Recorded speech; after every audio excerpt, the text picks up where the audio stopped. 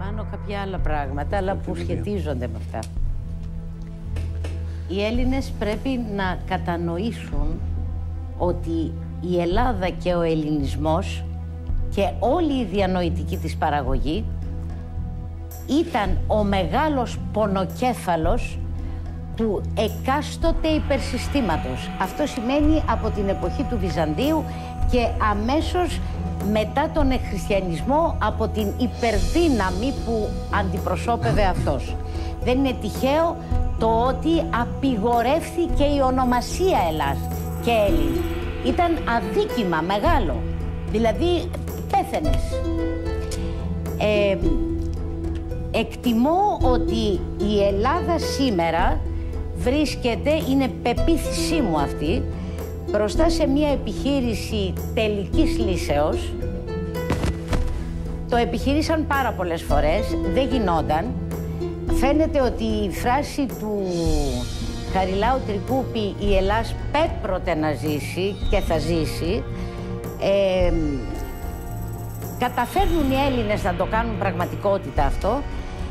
Γι' αυτό τώρα με τον πολιτισμικό ιμπεριαλισμό που διενεργείται, με τις μεταμοντέρνες επιστημονικοφανείς θεωρίες που ξεκινούν από την τέχνη, την αγωγή, κάποιους χώρους της επιστήμης, παραμένουν ακόμα ευτυχώς τα science, οι λεγόμενες θετικές επιστήμες, αλόβητες ακόμα. Ναι. Επιχειρείται στη χώρα αυτή μία τελική λύση, δηλαδή μία εθνοκτονία εν εξελίξη. Η Ελλάδα θα μπορούσε να ζει μόνον αξιοποιώντας προϊστορία και ιστορία και να δουλεύουν οι Έλληνες από χόμπι. Αν βάλουμε και το υπέδαφος, αν μας πληρώνανε αυτό που λένε οι ξένοι, ότι θα έπρεπε να καταβάλουν ένα μικρό φόρο κάθε φορά που χρησιμοποιούν τις νευραλγικότερες του πολιτισμού και της κοινωνίας έννοιες που είναι ελληνική παραγωγή, το αντιλαμβάνεστε. Ανταυτού, η Ελλάδα αυτή τη στιγμή έγινε προτεκτοράτο και το ξέρουμε όλοι. Τι έχω να προτείνω σαν έτσι μια πρόταση? Παρακαλώ τους Έλληνες πολίτες να μην τους επιτρέψουν να τους μεταβάλουν σε δειλούς, μοιραίους και άβουλους αντάμα. Να ξέρουν ότι Καβάφης. ο Έλληνας είναι ο Βάρναλης. Ο Έλληνας είναι από τη φύση του.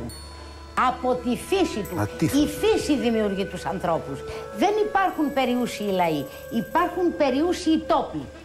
Και ο ελληνικός είναι ο μοναδικός στον πλανήτη, και αν είχα το Μαριολάκο, τον συνάδελφό μου, ομότιμο καθηγητή, θα σας το αποδείκνυε από την γεωλογία αυτή. Λοιπόν, να ξέρουν ότι ο Έλληνας είναι μεγάθυμος, εύψυχος και όπως λέγανε οι πρόγονοί του, αν ζητάμε όλα τα πλάσματα την χαρά, εύδαιμον, χαρούμενο, ευτυχισμένο, είναι το ελεύθερο. Αλλά δεν μπορεί να είναι ελεύθερο παρά μόνο το εύψυχο. Φρόνημα λοιπόν πάνω μέσα σε όλα αυτά και να αποφασίσουμε να τιμωρήσουμε με οποιονδήποτε τρόπο αυτούς που μας προδίδουν. Ωραία. Και η τιμωρία είναι γνώση πραγματική, όχι παραπληροφόρηση. Άκουσα να σου πω κάτι.